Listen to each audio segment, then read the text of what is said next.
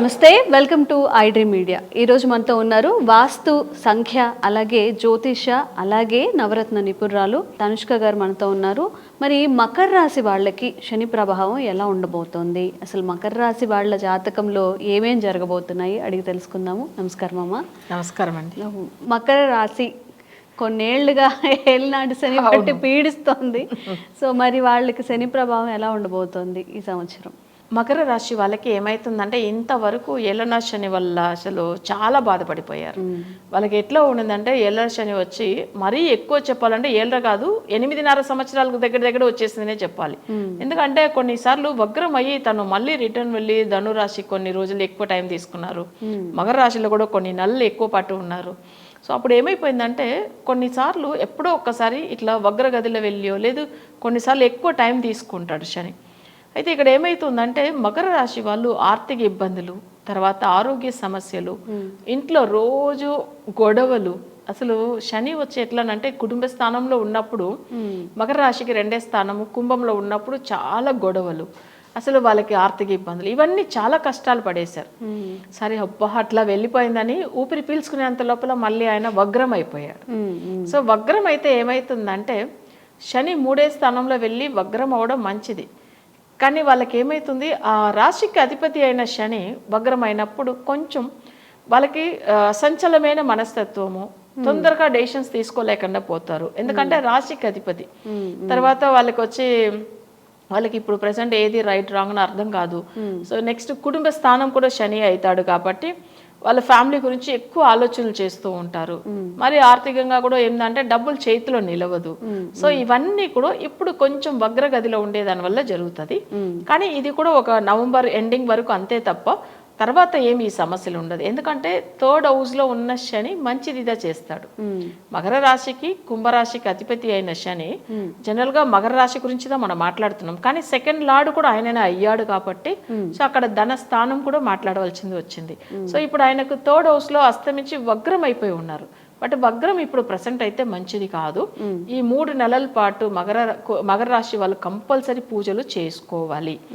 So Makar రాశి వాళ్ళు ఎలాంటి పూజలు చేసుకోవచ్చు అంటే ఈ 3 నెలల పాటు అంటే నవంబర్ వరకు అనుకోండి, నవంబర్ వరకు తప్పకుండా వాళ్ళు చేసుకోవాల్సిన పూజలు ఏంటంటే శనివారం అయితే ప్రత్యేకంగా వాళ్ళు శనికి సంబంధించిన వస్త్రం అంటే బ్లాక్ కలర్ వాళ్ళు యూజ్ చేయాలి.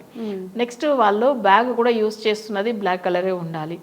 నెక్స్ట్ వాళ్ళకి ఏదైనా కానీ వాళ్ళు ఏదైనా వాడుతున్న వస్తువులు మ్యాక్సిమం బ్లాక్ కలర్ ఒక 3 months యూజ్ చేయవచ్చు.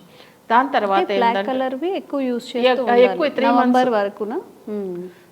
నెక్స్ట్ వాళ్ళు ఇంట్లో కూడా ఏంటంటే దీపం వెలిగించేది ప్రతి శనివారం రోజుల్లో అంటే ఈ 3 months వరకు వాళ్ళు ఆ శనివారం రోజుల్లో ఏంటంటే నల్ల బత్తిలతో నువ్వుల నూనె పోసి దీపం వెలిగించాలి. ఆ ప్రమిదిలో వెలిగించినప్పుడు దాంట్లో కూడా కొన్ని నువ్వులు కూడా వేసి పెట్టాలి ఆ నూనెలో వేసి.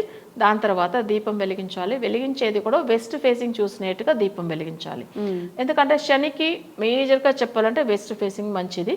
అది కాకుండా ఏంటంటే శని జనరల్గానే వచ్చి పడమర వైపే ఉంటాడు. ఆ దీపం కూడా పడమర వైపు చూసేలాగా వెలిగించాలి. అంటే ఆ దీపం అలా వెలిగించాలి. సో ఇది వచ్చి ప్రతి శనివారము ఈ నవంబర్ వరకు వచ్చే శనివారం వెలిగిస్తే చాలు.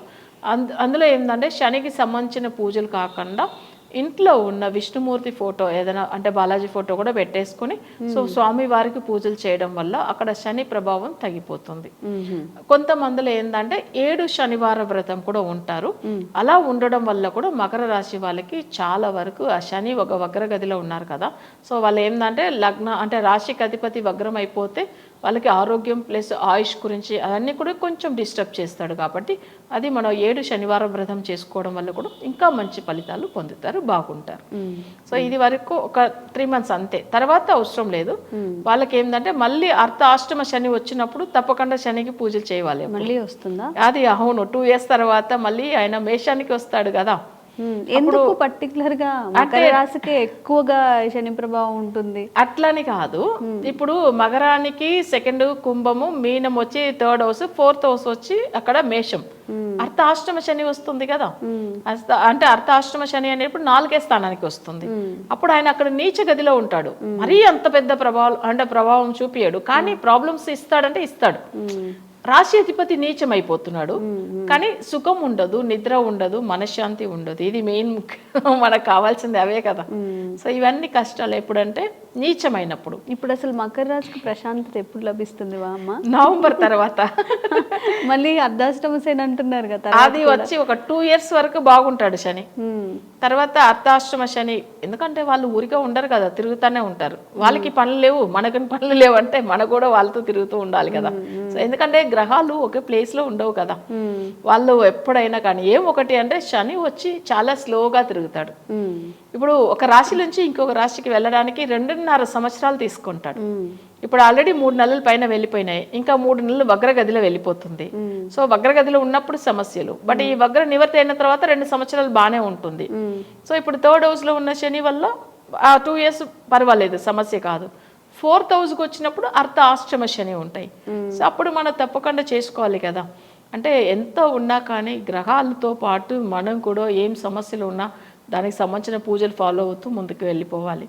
చాలా మందికి ఏంటంటే శని అంటేనే ఒక భయం, కానీ ఖచ్చితంగా శనిని ఎవరైతే మనం మంచిగా పూజిస్తామో శని గ్రహానికి తప్పకుండా ఆయన మంచిదే చేస్తాడు. ఆయన కూడా చాలా మంచి గ్రహం ఉన్న దాంట్లోనే అసలు చాలా ధర్మానికి అసలు న్యాయానికి ఆయన కంట్రోల్ అయి ఉంటాడు.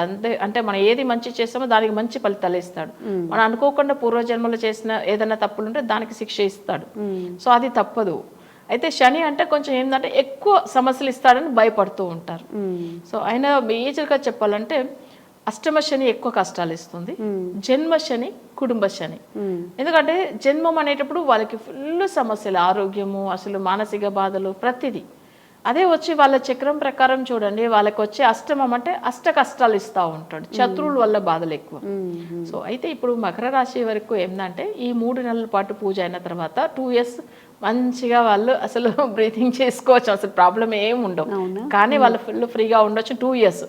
నెక్స్ట్ అర్ధాష్టమ శనికి చూస్తాం, మన దానికి కూడా కంపల్సరీ రెమెడీ ఫాలో అవుతూ ముందుకు వెళ్ళిపోవచ్చు. థ్యాంక్ యూ అమ్మా. Thank you. And for more videos, Please subscribe to iDream. Please subscribe to iDream. Please subscribe iDream. And please subscribe to iDream. For more videos, subscribe to iDream. Please like, share and subscribe to the channel. Congratulations, iDream.